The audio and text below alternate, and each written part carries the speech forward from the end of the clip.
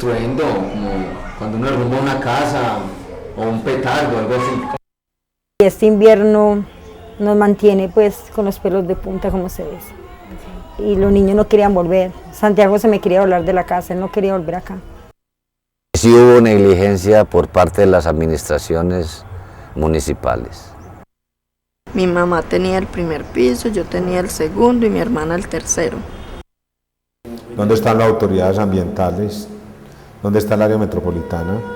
¿Dónde están otro tipo de entidades que deben entrar? ¿O cuál es el temor para poder entrar con fuerza en el municipio de Bello?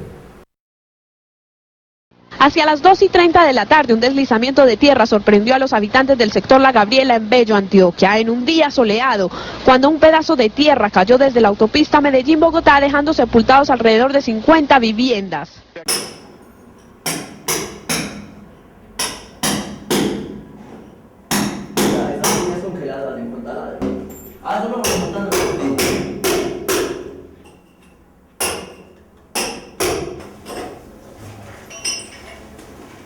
Estas cosas las veía uno, hermano, por la televisión y uno no, pues, uno que se imagina que no iba a vivir esto en carne propia.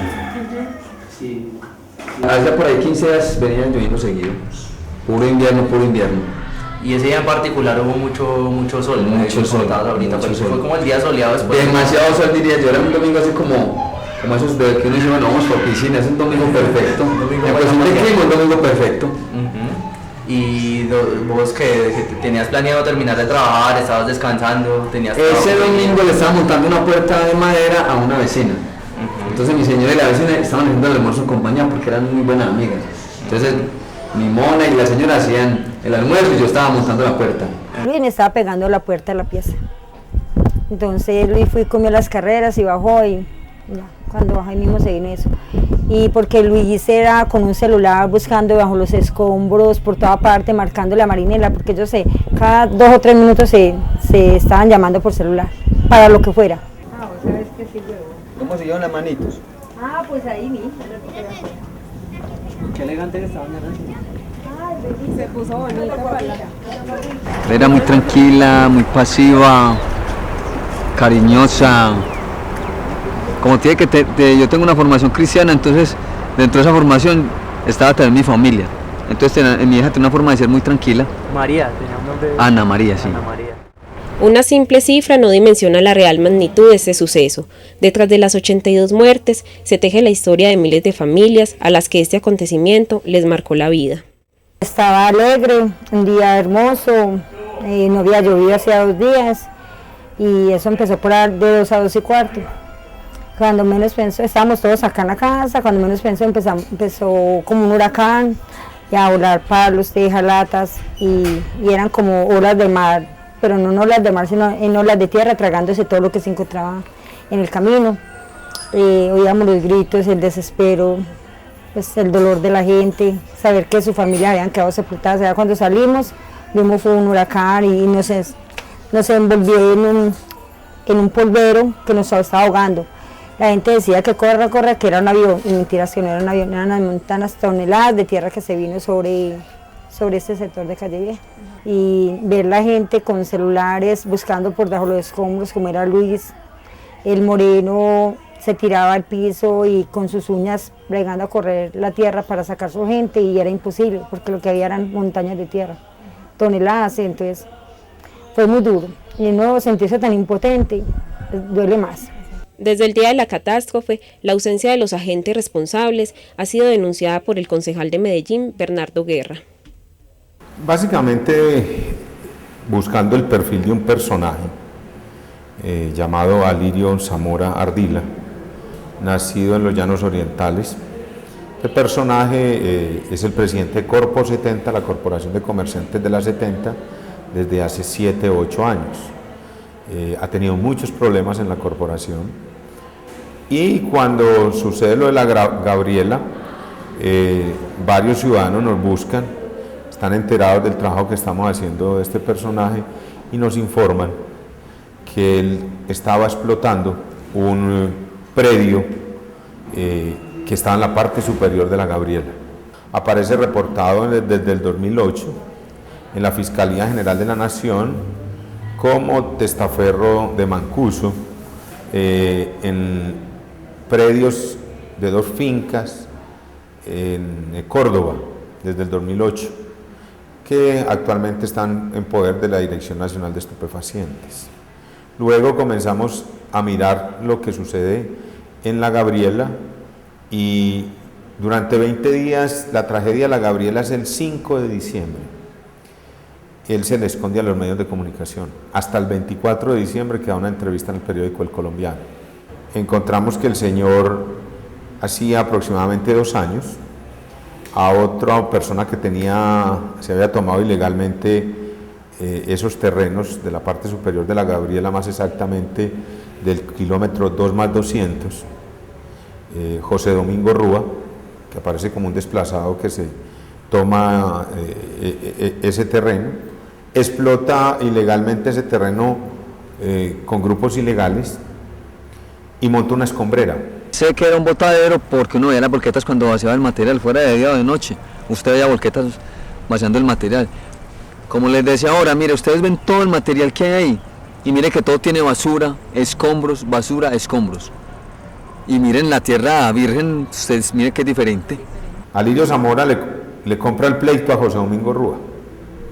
Él es un ilegal y llega otro ilegal y le compra el predio para enfrentarse a los verdaderos dueños. Y él, por sus argucias y abogado egresado de la Universidad Cooperativa de Colombia y con algunos contactos políticos y también en la administración municipal de Bello, que a pesar de que Corantioquia desde el año 2006 hablaba mediante requerimientos a la alcaldesa de ese entonces, Olga Suárez Mira, de la necesidad de parar la escombrera, no se hizo absolutamente nada. Empieza entonces el señor Alirio Zamora ya no a explotar como escombrera, sino a hacer un raspado, a ampliar el terreno, a juntar un sector con otro, quita el caño, las velas que existía, un terraplén que había de 2 o 3 metros lo tira más hacia el abismo, amplía el terreno, y una cosa que es ilógica, pues, uno como en una escombrera monta un parqueadero de tractomulas. Uno de los trabajadores del parqueadero dijo el sábado antes del deslizamiento, dijo que había una dilatación de 60 centímetros. Y ustedes pueden ver en 60 centímetros por ahí cabe una persona. ¿Sí o no? ¿Y que esa persona le dijo eso al patrón? Le dijo al patrón le dijo que no, que llenara eso de tierra o de escombros. ¿Que lo rellenara? Sí, que eso no era nada. Pues el hombre en medio de su ignorancia como para que no le echemos la culpa. El señor habilita 3 guajes para lavar las tractomulas las 24 horas. Entonces, eso, sumado a todos estos antecedentes, más la lluvia, fue lo que causó la tragedia en Calle Vieja, en el sector de La Gabriela, con un saldo trágico de 82 personas muertas. Aquí hay unas responsabilidades por acción, y las responsabilidades por acción le caen en su totalidad al particular que usufructó de manera ilegal ese terreno, el señor Alirio Zamora y José Domingo Rúa, y yo diría que por omisión a las autoridades locales del municipio de Bello, que permitieron que toda esta tragedia no se hubiera podido parar, pudiéndose parar, si se toman las medidas preventivas del caso. Esto fue una muerte anunciada, esto se pudo haber evitado. Cuando llamaban a la alcaldía, cuando mandaban cartas diciendo de que estaban botando tierras y nunca hicieron nada. Bueno, ahora, después de eso, un señor vino y montó un lavadero de carros allá. Y dicen los trabajadores que él le dijo que los trabajadores le decían al patrón, hermano, eso se está yendo, y el patrón les dijo, trabajen que eso a usted no les importa. Entonces los trabajadores, al ver que se estaba viniendo a la montaña, le dejaron el trabajo botado y se vinieron. El Consejo de Bello no ha hecho un debate político al tema, lo cual es muy diciente. Lo estamos haciendo en Medellín. El deslizamiento de La Gabriela lo conjugaron una serie de factores humanos, tales como la falta de vigilancia y control a un botadero de escombros en la parte alta del terreno, la mala regulación del drenaje y la absorción de aguas. El fuerte invierno ocurrido en los meses finales de 2010 no fue sino un detonante para esa correlación de errores. Hay un famoso dicho que dice que una sola muerte puede tener muchas explicaciones o muchos causantes pero muchas muertes solo tienen una.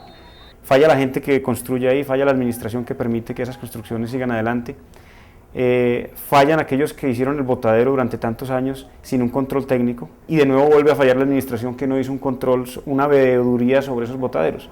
Esos botaderos debieron hacerse durante una época en la que ya existía una reglamentación ambiental donde se decía que no se podían disponer simplemente como botaderos. Lo que hacen ellos es botar el material sobre la ladera, sino que eso tiene una disposición, hay que colocarlos de abajo hacia arriba, hay que hacerlo en forma terraceada. Todo eso hubiera contribuido a que posiblemente no se hubiera producido este desastre, y posiblemente a que las construcciones hubieran podido hacer de alguna manera algo más técnica y segura.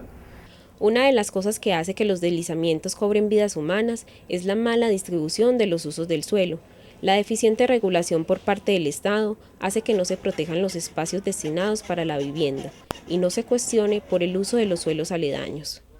Cuando llegué acá, ya esto estaba prácticamente así. Esto acá, la problemática que tenían arriba en la autopista Medellín-Bogotá, era un parqueadero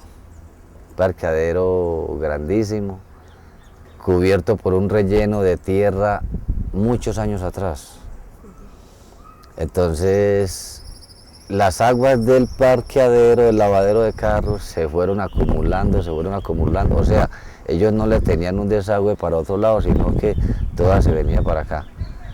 Pero entonces bajaba por una quebradita, un arroyito pequeño. Pues como el peso allá arriba era bastante, no resistió y el agua fue mojando la tierra internamente, la fue mojando hasta que produjo la avalancha de lodo y tierra. Es indudable que la temporada invernal del año pasado y esta que estamos viviendo ahora está por fuera de lo normal. Eso implica definitivamente una acumulación de las aguas en materiales que están sueltos. Recordemos que según lo que se ha establecido en el informe técnico, el material que conformaba esa ladera estaba conformado por escombros de construcciones previas, inclusive dentro de la carretera Bogotá-Medellín. Y obviamente ese material no está consolidado, no ha sido dispuesto en forma técnica.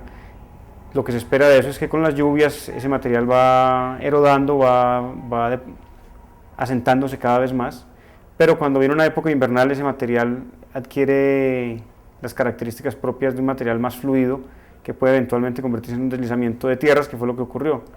Con frecuencia se acusa al invierno de los desastres naturales, se destinan cientos de recursos para las víctimas, se trasladan los políticos de turno a las zonas afectadas y detrás de ellos van los medios masivos y los espectadores. Todos coinciden en afirmar lo trágico de lo sucedido. Este modo de obrar de parte de la nación colombiana ha sido tan cíclico como el mismo ciclo de las lluvias. Parece que no se atacan las causas directas de los problemas en los que tienen que ver con el invierno. Han perdido seres queridos que nuestro corazón está con ellos. Sentimos enormemente y nos duele en el corazón lo que ha sucedido y la pérdida de estas vidas. Cuando se desarrolla la infraestructura de una manera relativamente precaria, como es el caso colombiano, donde no se invierte desde el principio de la construcción, por ejemplo, de las vías, en un manejo del drenaje adecuado, teniendo en cuenta lo que se conoce como periodos de retorno, es decir, eventos que pueden ser extremos, pero que ocurren una vez cada 50 años y se encuentran dentro de la vida útil del proyecto. Cuando se construye de manera precaria, se corre el riesgo más frecuente de que se produzcan estos deslizamientos. Esta tragedia comenzó arriba y comenzó en el parqueadero. Si las administraciones anteriores de la alcaldía se hubieran opuesto a que recibieran ese material en la parte alta, si no hubiera existido ese relleno allá, esta avalancha no había sucedido. Se dice que más de 4.000 metros cúbicos de material se deslizaron precipitadamente sobre unas 50 viviendas. Fue un movimiento repentino que en ese día de sol a nadie le pasaba por la cabeza. Ese es un tipo de deslizamiento que está incluso catalogado dentro de los esquemas de deslizamiento de tierras. Se produce una saturación del suelo y normalmente ocurre desde la parte alta del talud.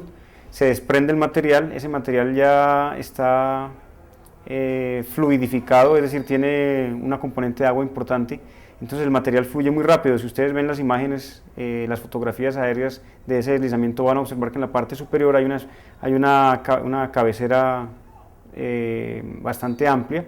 Luego van a observar cómo el flujo se reduce en su garganta, o sea, va bajando y es muy rápido en la parte intermedia, y en la parte final se explaya como un cono donde se deposita el material ya más estable a una menor pendiente. Estamos haciendo unos filtros para recoger las aguas subterráneas, que son muy perjudiciales. Luego encima de los filtros de las aguas subterráneas vienen unas cañuelas encima de los filtros, que son las que van a recoger las aguas lluvias. ¿Cuántos inviernos y desastres urbanos hacen falta para que se tomen acciones de fondo en la planeación y a la organización del espacio? ¿Hasta cuándo se le va a delegar la responsabilidad total del desastre al invierno, que sucede cíclicamente cada año? Yo diría que detrás de cada deslizamiento conocido o del que se tenga noticia hay definitivamente una actividad humana. ¿Por qué? Si ocurren deslizamientos naturales donde no hay intervención humana, no es noticia, no llama la atención o simplemente no afectó ninguna infraestructura. Luego, definitivamente los deslizamientos de los que tenemos noticia afectan a una población o afectan a una infraestructura